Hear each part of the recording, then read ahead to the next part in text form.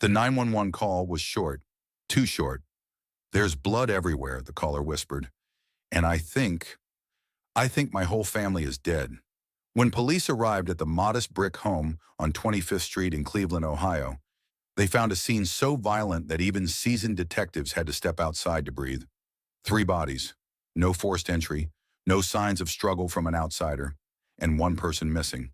That missing person was 16-year-old Brittany Pilkington. At first, investigators believed Brittany might have been abducted, but within hours the truth began to unravel, and it was far darker than anyone imagined. Brittany lived in the home with her husband, 34-year-old Joseph Pilkington, and Joseph's three young sons from previous relationships: 5-year-old Gavin, 4-year-old Niall, and 3-month-old Noah. Neighbors described Brittany as quiet, soft-spoken, a teenage girl who seemed overwhelmed but devoted. She had married Joseph when she was just 16, a relationship that many already found troubling because of the 18-year age gap.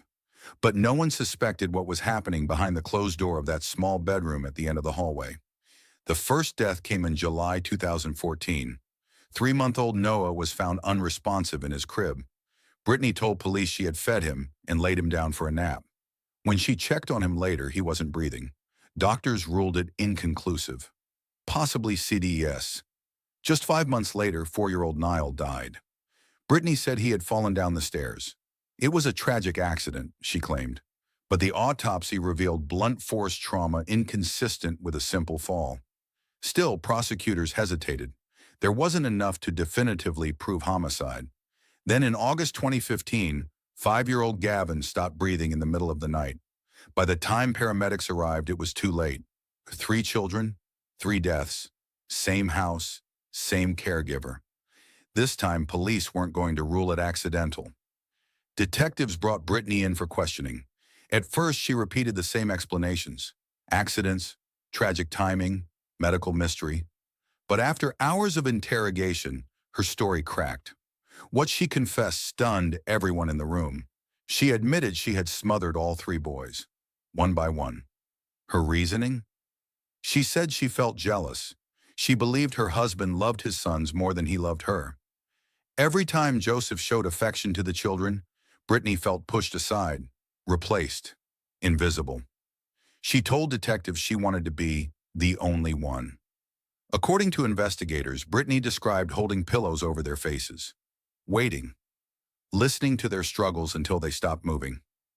She showed no tears when recounting it, just flat, detached statements. Prosecutors would later describe her as cold and calculating, but others saw something more complicated: an abused teenager in a controlling marriage, isolated and mentally unstable. Joseph Pilkington had reportedly met Brittany online when she was just 15. They married shortly after she turned 16. Some family members claim Brittany seemed withdrawn and fearful. There were allegations of emotional manipulation and control, though Joseph was never charged with any crime related to the murders. Still, the public couldn't ignore the uncomfortable questions. How does a 16-year-old become stepmother to 3 children?